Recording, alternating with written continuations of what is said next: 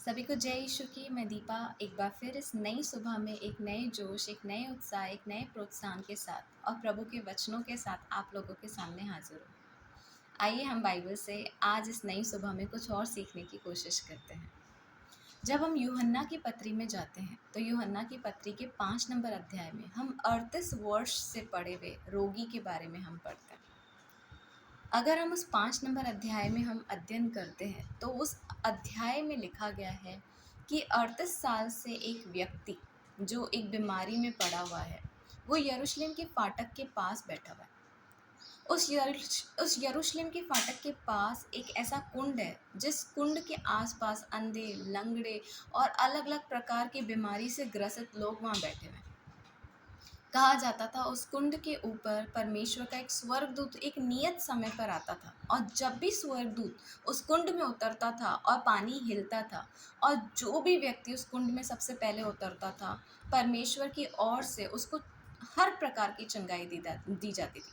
चाहे वो अंधा हो, चाहे वो लंगड़ा हो, चाहे उसके शरीर पे कोढ़ हो, हर प्रकार की बीमारी से परमेश्वर उसको चंगाई देता था।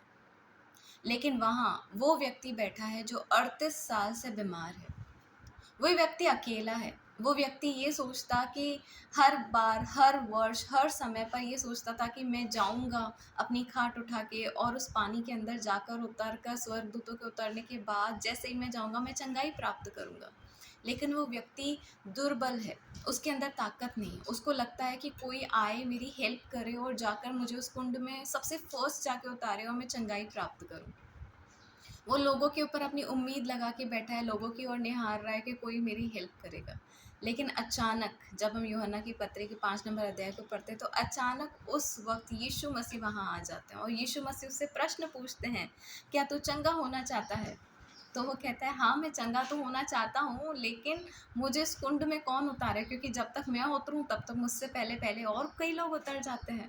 तो यीशु मसीह कहते हैं, उठ और चंगा हो गया। तेरे आज इसी वक़्त से मैं तुझे चंगाई प्रदान करता हूँ। तो मेरे प्रियो, ये कहानी हमें सिखाती है कि जब आप अकेले हैं, तब परमेश्वर आपकी मदद करने के लिए आपके समीप उतर कर आता है।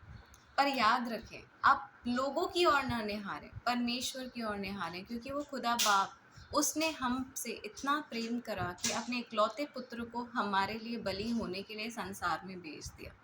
तो आप कभी भी उन मनुष्यों की ओर ना निहारें जो आपको अकेले में और अकेला करके चले जाते हैं, जो आपकी बीमारी में कभी आपको पूछने के लिए नहीं आते हैं, जो कभी भी आपकी अर्थव्यवस्था के बिगड़े हुए हालातों में आपके और आपके परिवार के घर के राशन तक को भरने के लिए नहीं आते हैं। क्योंकि पिता परमेश्वर, वो हमारा सर्व सामर्थ्य परमेश्वर है जो हमारे हर स्थिति में हमारा साथ देता है, हमारा हाथ थामता है।